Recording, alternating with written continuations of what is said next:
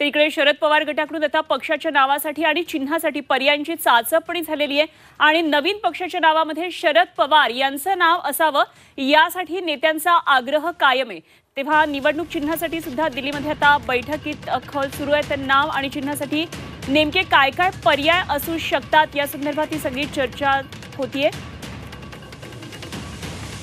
तर पाहूया आपण नेमके काय काय पर्याय चिन्हासाठी आणि नावासाठी सध्या आहेत, त्यावर ही सगळी चर्चा सुरू आहे।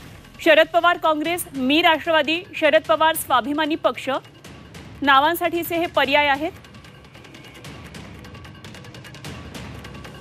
तर चिन्हासाठी आहेत पर्याय उगवता सूर्य, कप बशी, सूर्यफूल, चष्मा,